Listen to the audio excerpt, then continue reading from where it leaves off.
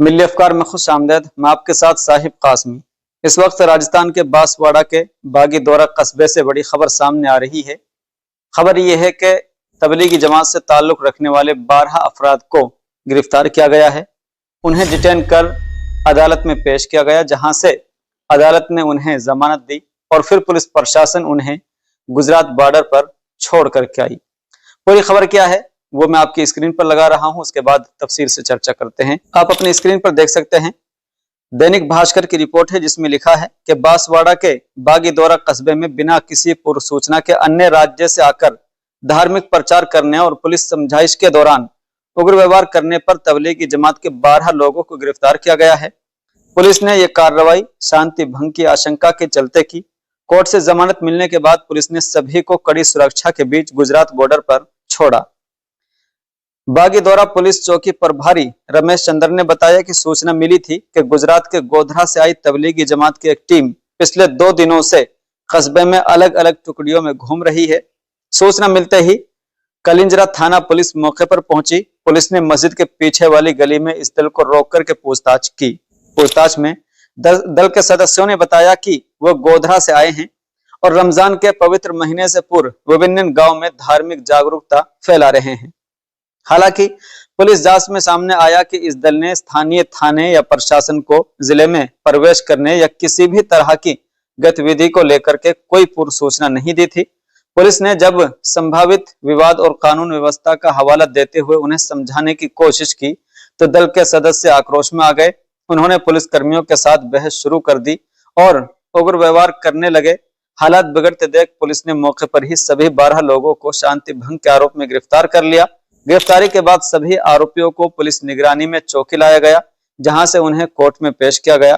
Court से जमानत मिलने के बाद पुलिस ने सुरक्षा व्यवस्था का ध्यान रखते हुए सभी को गुजरात बॉर्डर के पास झालोद तक पहुंचाया और वहां से विदा किया। तो ये दैनिक भास्कर की रिपोर्ट है। इसके अलावा कई बड़े मीडिया साइट्स पर यह खबर शाई हुई है। तो 2 तरह की कहीं ना कहीं बातें हैं। एक खबर यह है कि पुलिस प्रशासन ने यह गिरफ्तारी जो की है इस बिना पर की है कि पुलिस प्रशासन को किसी तरह की कोई जानकारी इस सरगर्मी से मुताल्लिक नहीं दी गई थी, जिस बिना पर पुलिस प्रशासन ने सूचना मिलते ही यह कार्रवाई की है।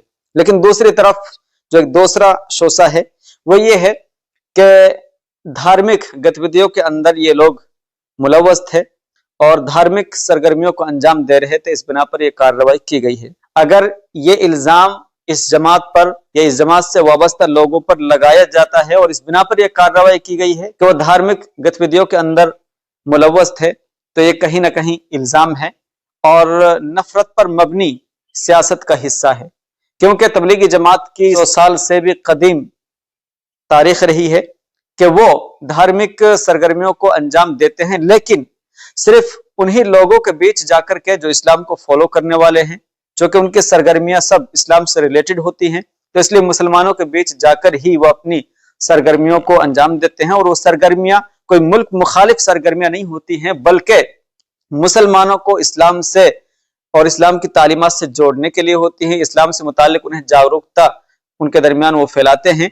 तबलीग की 100 साला तारीख में कहीं भी आपको ऐसा एक भी वाकया नहीं मिलेगा कि किसी भी तबलीगी जमात से ताल्लुक रखने वाले किसी साथी ने किसी अन्य मजहब से ताल्लुक रखने वाले लोगों को यह दावत दी हो, उन्हें मदऊ किया हो कि आप इस्लाम को फॉलो कर लें। इनकी सरगर्मियां सिर्फ और सिर्फ इस्लाम से रिलेटेड होती हैं और मुसलमानों के बीच जाकर के होती हैं। तो कहीं ना कहीं ये इल्जाम लगाना कि तबलीगी जमात के ये 12 लोग 2 दिन से धार्मिक गतिविधियों के अंदर ये मुब्तला थे, तो ये बात सही है कि उनका काम ही धार्मिक गतिविधियों को फरोग देना और धार्मिक प्रचार और प्रसार करना है। लेकिन इस्लाम से रिलेटेड जो सरगर्मियां हैं उनको वो उन्हीं लोगों के बीच जाकर के सरअंजाम देते हैं जो इस्लाम को फॉलो करने वाले हैं, खुद को मुसलमान कहने वाले हैं और जो अल्लाह को एक और नबी सल्लल्लाहु अलैहि वसल्लम को आखिरी रसूल मानते हैं। उन्हीं लोगों के दरमियान ये जाकर के अपनी सरगर्मियों का अंजाम देते हैं।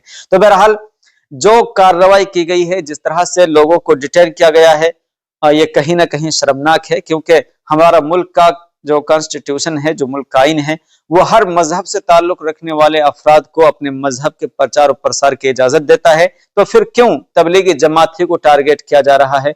क्यों इस्लाम और मुसलमानों की जो तहरीक और तंजीमें हैं उन्हीं से वाबस्ता लोगों को टारगेट किया जाता है। तो कहीं ना कहीं ये न महज मुल्क के अमन और सलामती को भंग करने में एक अहम किरदार अदा करने वाला काम है, बल्कि ये हिंदू मुस्लिम भाईचारे को भी प्रभावित करेगा। उन्हें डिटेन करना और फिर उन्हें कोर्ट में पेश करना और उसके बाद उन्हें किसी अन्य बॉर्डर पर छोड़कर आना, ये कहीं ना कहीं बिल्कुल ऐसा एक्शन है जैसा कि वो मुल्क मुखालिफ सरगर्मियों के अंदर मुलव्वस हों।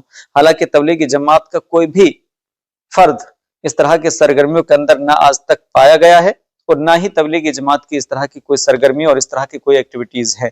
तो बहरहाल हम गुजारिश करेंगे कि आइंदा इस तरह की कार्रवाई ना की जाए, क्योंकि तबलीगी जमात की 100 साल पुरानी तारीख है और आप 100 साल पुरानी तारीख में कोई भी मुल्क मुखालिफ सरगर्मी आप नहीं बता सकते।